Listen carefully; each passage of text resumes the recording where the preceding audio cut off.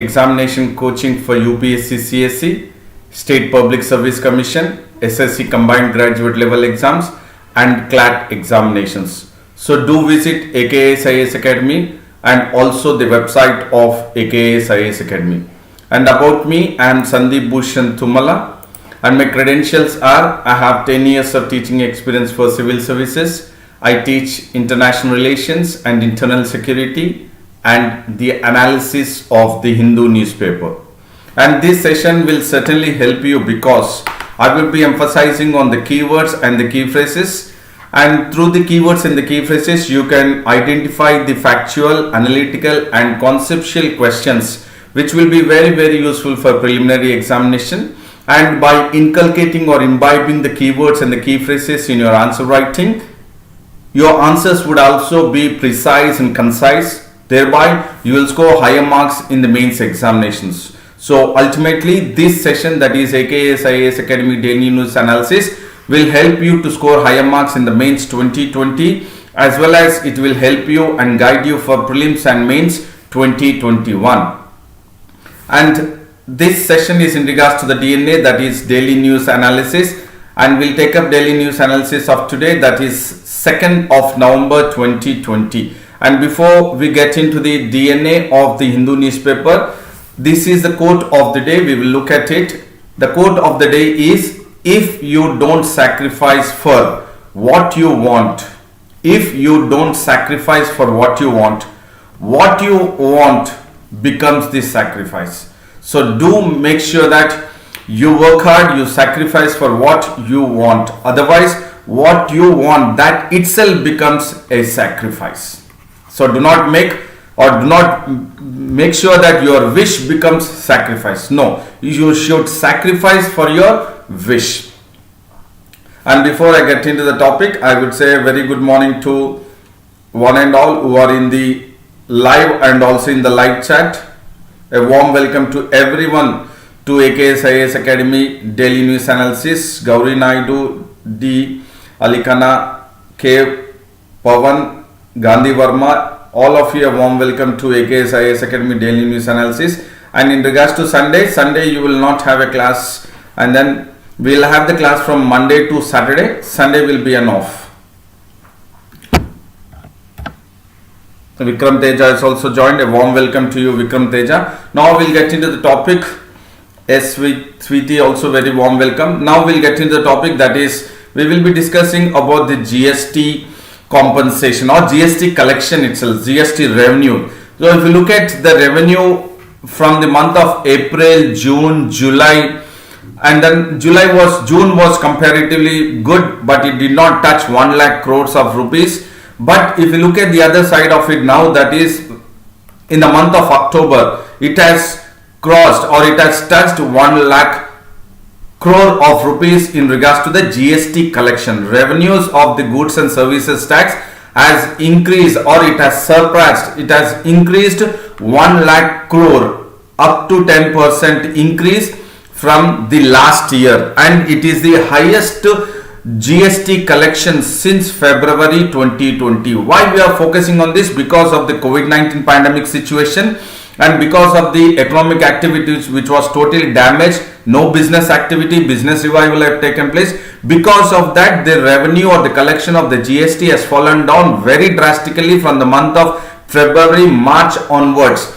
But if you look at now, it has increased or it has surpassed 1 lakh crore of rupees. Why we are talking about 1 lakh? Because the benchmark is 1 lakh. That the centers or the union government or the finance ministry is particular about collecting the revenue, which is deadline or the benchmark of 1 lakh crore per month, and that we have achieved. That is, the union finance ministry has achieved surpassing the 1 lakh crore of GST revenue collections in the month of October, and the one which was very low was in the month of February, and the highest is now in the month of October 2020. And the government makes it very clear, because of the revenue which has been increased because of the GST service or GST or goods and services tax, it is a sign or a clear message of a sign of recovery. So certainly there is a recovery, economic recovery, which is taking place since the lockdown, that is from the month of March till now. There is economic recovery, there is business revival. That is why the one who are into business are paying the GST tax. Please do understand, because of the economic recovery and because of the business revival, there is a possibility that the one who are involved in the business are paying the GST tax, and that is itself a sign of recovery, which wherein we have seen in the first quarter of this month, that is probably in the month of April, May, or else May, June, the economy, the GDP of the country was minus 23.9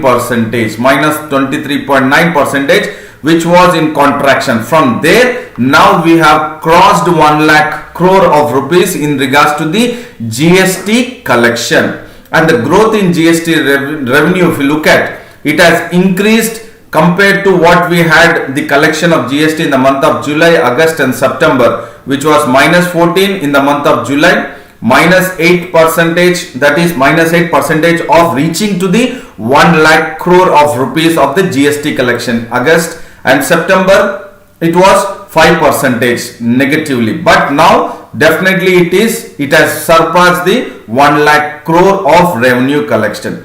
And now this is in regards to the GST revenue collection we are talking about, and there is one more called as GST cess collection. So these are the two keywords which you need to focus. One is in regards to the revenues of goods and services tax, and the other one is GST cess collection. I did talk about this concept of GST cess collection, wherein the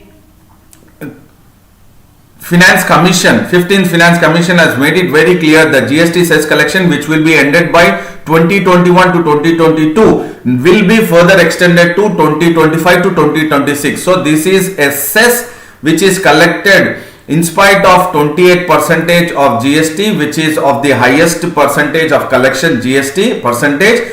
Above that, on the sin and luxury goods, there would be GST cess which would be imposed to make sure that they would compensate the gap in the GST collection which the center and the states are facing because of the COVID-19 pandemic situation. So GST revenue collection is one keyword and GST cess collection is the another keyword which you need to focus for the prelims UPSC perspective. And this has also made sure that this is rising, or it has rose to 8,000 crores rupees. So along with the GST revenue, there is a growth in the GST revenue, and then the GST cess collection has also rose, or it has rise. So this is the two keywords what you need to focus for the prelims and conceptual understanding. And now we will look at how it is going on, that is in regards to the GST collection. GST collection in the month of April, May, June, July, August, September and October, if you focus, that is April, March was the lockdown, and from March onwards, if you look at March, April, May, it was just close to around 10 or 15,000 crores of rupees of GST collections, and later on it was 45 to 48,000 in the month of May, and then in the month of June it was close to 85,000 crores, and again in the July the GST collection has fallen down. Here it was an increase, here it has fallen down to almost 75,000 crores, and August there was a slight increase of 76 to 77,000 crores, and September it has touched almost to 1 lakh crore of rupees, but it was close to 96 to 98,000 crores. But if you look at now in the month of October 2020, it has crossed 1 lakh crore. So this is a sign of recovery. This is a sign of recovery which you need to focus this graph. If you look at this graph, you can very clearly understand what is the GST revenue collection.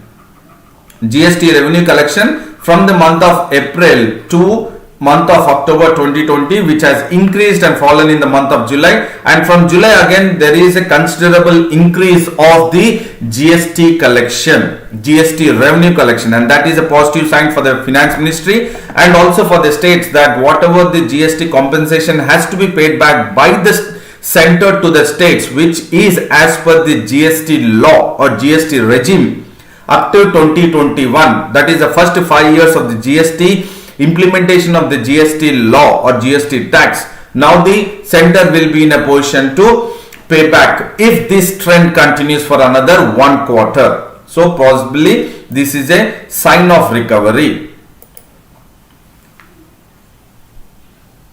And then Bhagwan has joined, Bharat, D. Suvarna, Ramkumar, Prithviraj, Mohammad Razak, Prithviraj Karim, all of you a warm welcome to AKSIS Academy Daily News Analysis. Now we will look at another news which talks about the Ministry of External Affairs, that is from India's side. Ministry of External Affairs is making it very clear, or it is sending a message to Pakistan, that Gilgit and Baltistan is part of India. So we will look at where is Gilgit and Baltistan, and these are the two areas, Gilgit and Baltistan. And now the Gilgit and Baltistan are part of the POK, Pakistan Occupied Kashmir, wherein India or the External Affairs Ministry is making it very clear that the two places, that is Gilgit and Baltistan, is definitely an integral part of India, and the way the Pakistan has gone ahead with giving a shape that, or giving a status, provincial status to Gilgit and Baltistan. Recently Pakistan has given an accord, or it has given a status, provincial status of Pakistan to Gilgit and Baltistan. But Gilgit and Baltistan, as per the Ministry of External Affairs, it says that it is an integral part of India, and the way the Pakistan is giving, or it is recognizing Gilgit and Baltistan and providing the provincial status, provincial status to Gilgit and Baltistan, is an illegal occupation of the region by Pakistan. That is what the Ministry of External Affairs is making it very clear, and it is slamming the Pakistan that the province or provincial status given to Gilgit and Baltistan is illegal. And India firmly rejects the way the Pakistan has illegally and forcibly occupied the Gilgit and Baltistan, which is part of the Pakistan occupied Kashmir, and it is sending a message to the neighboring country, that is India is sending a message to Pakistan that Pakistan has to immediately vacate, it has to move out of the Gilgit and Baltistan, which is an integral part of India, and that is part of India, that is Gilgit and Baltistan is part of India right from the accession of Jammu and Kashmir into Union of India in the year 1947. So India or the Ministry of External Affairs makes it very clear Gilgit and Baltistan is an integral part of India since the accession of Jammu and Kashmir to the Union of India or into the Union of India in the year 1947. So as per dating back to 1947, also as per the accession of this keyword, accession of Jammu and Kashmir into the Union of India in 1940, since 1947 is an integral part of India, and Pakistan has to definitely immediately vacate the illegal and forcible occupation of Gilgit and Baltistan and assigning it a provincial status, part of Jammu and part of Pakistan, and definitely that is a move which the Pakistan is taking up, is to hide the human rights violation which are taking up in Pakistan occupied territories, that is in Gilgit and Baltistan. So Ministry of External Affairs makes it very clear that there are human rights violations which are in the Pakistan occupied territories, that is in Gilgit and Baltistan, so that now it has to move out of it. Okay, Mohammad Razak says that 6:30, I will definitely inform, but until and unless I inform Razak, it will be continued at 7:30. It will be continued at 7:30 itself. Only when I mention, then it would be from 6:30. But as of now, there is no change. We will follow 7:30 itself. And coming back to this Ministry of External Affairs, which it says that Pakistan has announced, recently Pakistan has announced to go ahead with holding or making sure that there are elections being held for the Legislative Assembly of the Gilgit and Baltistan later this month.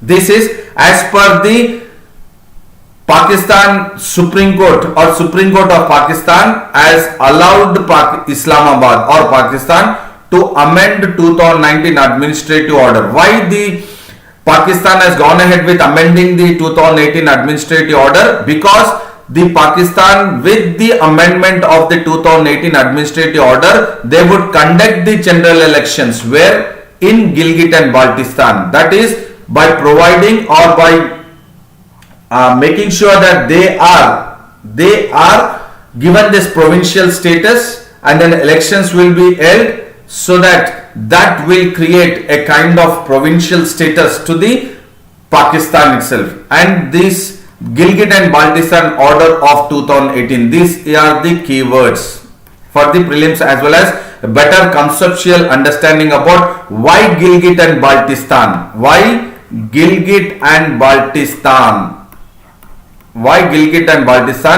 is strategically important,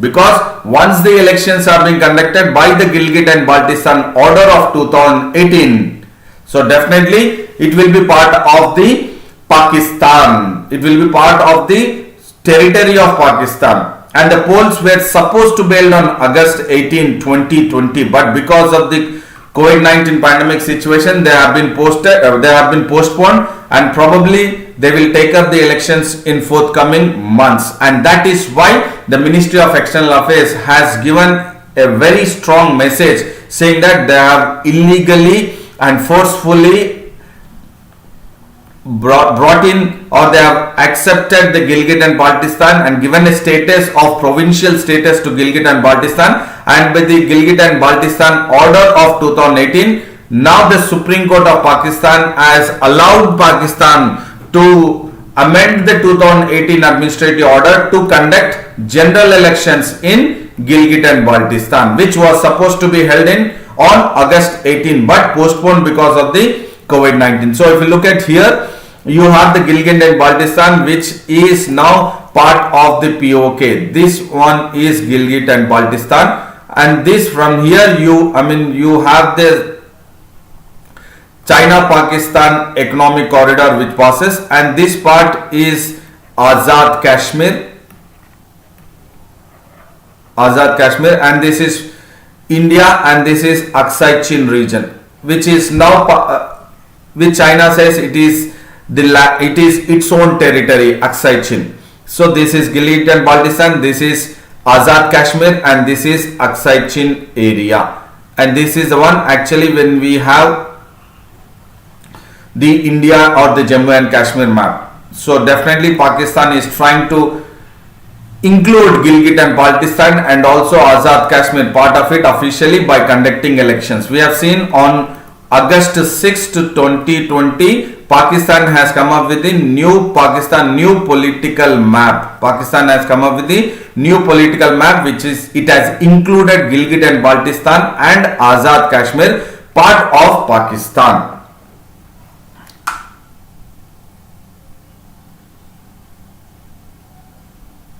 And Saira Begum has joined.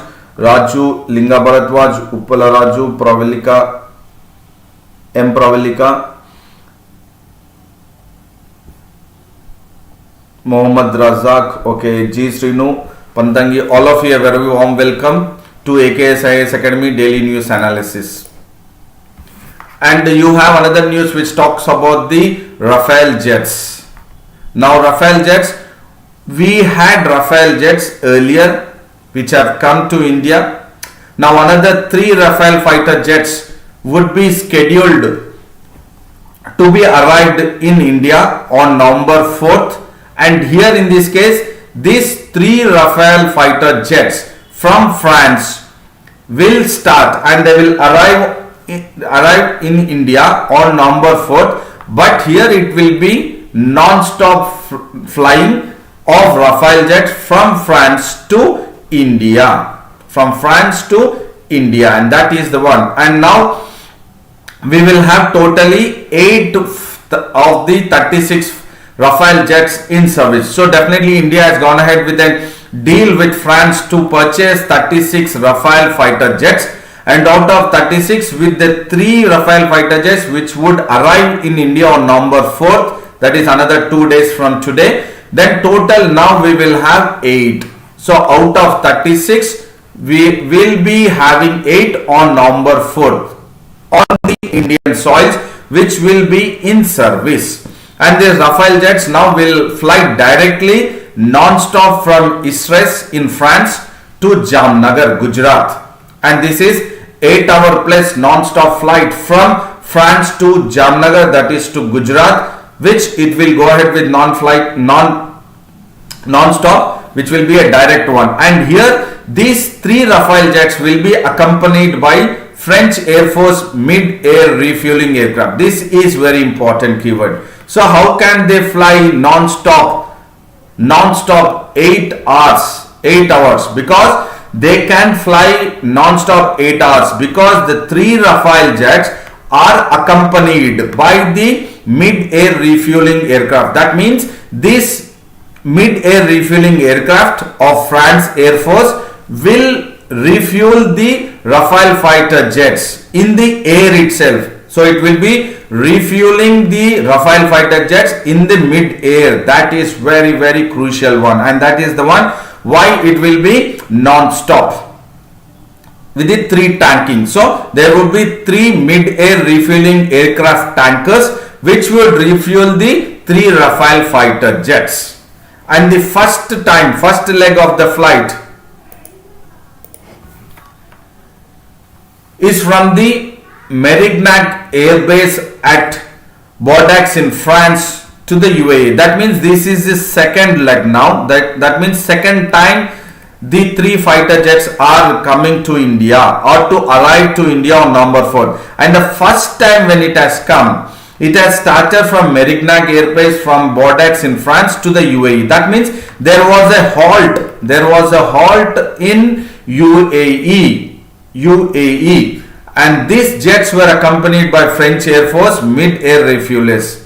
And from the UAE to India, it was accompanied. That means in the first leg, the Rafale fighter jets were accompanied by IAF mid-air refuelers. Look at it. First time it was still UAE. It was the France or the French Air Force mid-air refuelers aircrafts were accompanying the fighter jets from France, Bordeaux in France to the UAE, and from UAE to Ambala it was Indian Air Force mid-air refuelers which has accompanied. But now right from Istres in France to Jamnagar, which will be 8 hour, will be directly, and it will be accompanied by French Air Force mid-air refueling aircraft. And this is now the one which will be a non-stop one.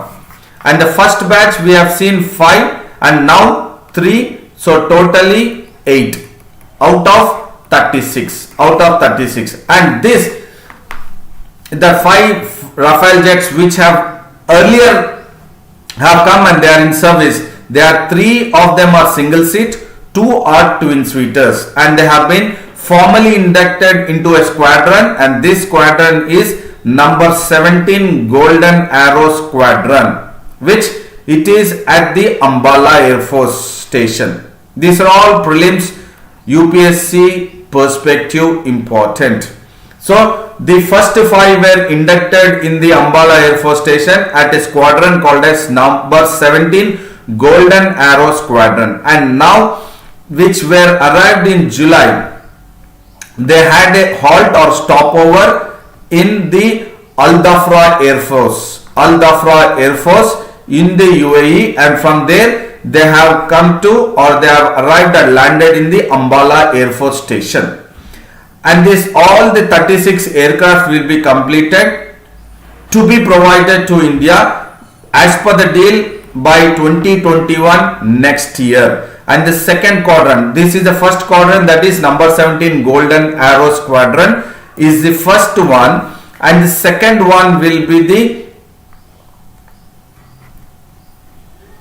at the Hasimara in West Bengal. Please do understand, first one is the number 17 Golden Arrow Squadron, wherein 5 were inducted at the Ambala Air Force Station, and the second quadrant will be based at the Hasimara in West Bengal, and the first quadrant will be totally or fully ready by 2021, and the second will be ready by the 2023, second in West Bengal. So the very important, why we are talking about this is because of the internal security of India, which is part of the GS paper 3. How India is equipped very strongly in regards to defense to counter any kind of threat from China or Pakistan by having the latest fighter jets from France, that is Rafale fighter jets. And in the next forthcoming 3 years, we will have the Rafales. We will also have the LCA, that is the light combat aircraft. Along with that, we will have the Sukhoi 30 MKV and then MiG-29 aircraft. All this will be part of the entire defense, so that we can handle the internal security effectively if there is any kind of warlike situation. So these are fighter jets, Rafale fighter jets. So you have the missiles here, which can be targeted to the particular point, and also you have the various here. So how important is the Rafale jets in using during the warlike situation, or else which can send a message to the neighboring countries like China and Pakistan. We are also well prepared in regards to the defense. And Madhu has joined, Madhu, Ramesh, and then Balachandar. A warm welcome to you all to AKS IAS Academy Daily News Analysis. And there is another news which talks about FIRs for cyber crime. And the center is telling the states, that is Union Home Ministry has written to the states to examine and register the FIRs, because the complaints received on the portal, that is the National Cybercrime Reporting Portal, that is www.cybercrime.gov.in, wherein if you look at the number of complaints filed or received and the number of FIRs registered is a very wide gap. That means the portal has received over 2 lakh complaints.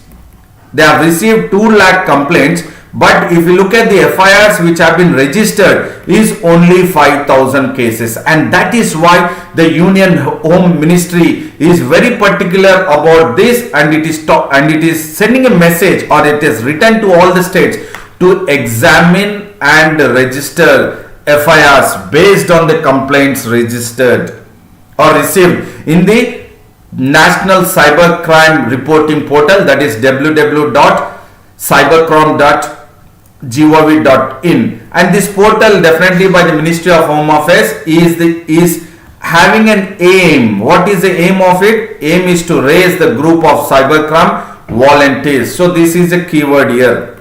So the Ministry of Home Affairs is definitely in the mode of raising or increasing a group, which is the group called as, that group is called as cybercrime volunteers, to flag unlawful content on the internet. So here you have the 2 keywords, that is cybercrime volunteers and the unlawful content. So definitely for prelims perspective, we need to understand who are cybercrime volunteers and what will they go ahead with flagging, what is unlawful content. So these 2 keywords are very, very crucial.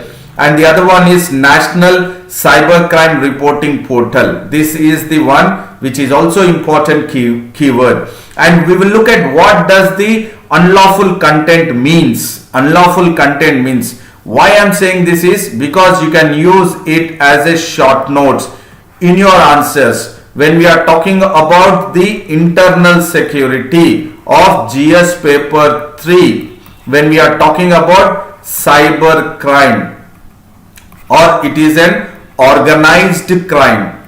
It is an organized crime. So in that you can add a keyword, what it is called as, the ministry is aiming to increase the group of cybercrime or cybercrime volunteers to flag, to recognize what is unlawful content on the internet. So we will have to look at what you have to know what is unlawful content means. Unlawful content means which is the content or information which is against the sovereignty and integrity of India, which is against defense of India, which is against security of the state, which is against friendly relations with the foreign states, which a content which is aimed at disturbing public order, and the content which creates or it is in regards to the disturbing communal harmony, and which is the content which is part of the child or child sex abuse material. So all these 7 are part of the unlawful content. So definitely this is important. The kind of explanation what is unlawful content. Unlawful content is, as we have looked at, content which is against the sovereignty and integrity of India, which is against defense of India, which is against security of India, which is against friendly relations with the foreign states, which is aiming at disturbing public order, disturbing communal harmony, and then material or information which is part of the child sex abuse material. And this portal, that is www.cybercrime.gov.in, was launched on August 30, 2019, so that people can report all kinds of cyber crimes on a centralized platform, that is www.cybercrime.gov.in. So earlier one version was launched, that is an amended one. First one was September 2018 and the second one was the August 30, 2019. And earlier it was catered only for complaints to child pornography or sexual harassments against women and children, but now it is people can report all kinds of cyber crimes. Initially in the year 2018 it was child pornography or sexual harassments crimes against women and children, but now people can report to all kinds of cyber crimes. This is very important information for the mains perspective, please do understand. And the data which has been compiled by the National Crime Records Bureau, which says that now the registered cyber crimes have increased to 63.5% compared to the previous year, that is 2009 to 2018. If you compare, it has been increased to 63.5%. So the center or the Union Home Ministry has written to the states to make sure that they examine and register the FIRs. And the another news is banks told to pay back interest on interest. So certainly we were focusing on this keyword, that is interest on interest, because of the loan moratorium scheme wherein the finance ministry has come up during the lockdown because of the COVID-19 pandemic situation. There was a loan moratorium scheme which was introduced by the finance minister during the lockdown, wherein we have seen the damage being done to the economic activity and to the business, so that there was not much of money to be circulated or to pay back to the loans which the individuals have taken, the personal loans, home loans or business loans. But in principle the loan was extended till August 31st of 2020, but the interest was accrued. So the Supreme Court has asked the RBI and the government of India or the union government to come up with filing an affidavit saying that you should not go ahead with charging the interest on interest, or else the compound interest kind of. So now the RBI has informed the Supreme Court. Please do understand the entire background of it. Right from March onwards, the Union government has come up with the loan moratorium scheme, which the date was ended on 31st August 2020. But rather it was extended for another 2 years. But the question was on the interest on interest.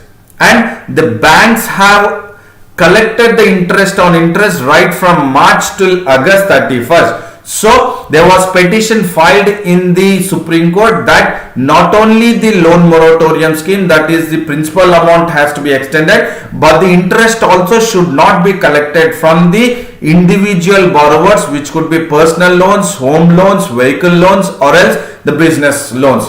So now the RBI has informed the Supreme Court that it has advised all the banks and the financial companies to fully comply with the government scheme. Why? How? To pay back the borrowers. This is a very good news to the individuals, to the borrowers, home loans, personal loans, or else vehicle loans, or else business loan, that to pay back to the borrowers the compound interest or the interest on interest wherein they have charged on the loan moratorium scheme for this 6 months. So this is the information wherein you need to focus, that the interest on interest, compound interest or interest on interest, this issue is almost resolved now by RBI informing the Supreme Court that it has advised the banks and the financial institutes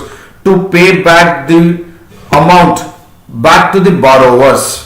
And it has come up with a circular which was issued on 26th, that the difference of the compound interest which the banks have collected because of the compound interest and the simple interest by the borrowers between March 1st and August 31st for 8 categories of loan, which was up to 2 crores by November 5th 2020, has to be paid back to the borrowers. And that is what is clearly issued in the circular, and that was informed by the RBI to the Supreme Court that it has passed the circular to the banks to pay back the amount or the difference of amount which they have collected by the compound interest and the simple interest to the borrowers. And the RBI has also advised the commercial banks, cooperative banks, financial institutes and non-banking financial companies to pay back the government's payback scheme, that is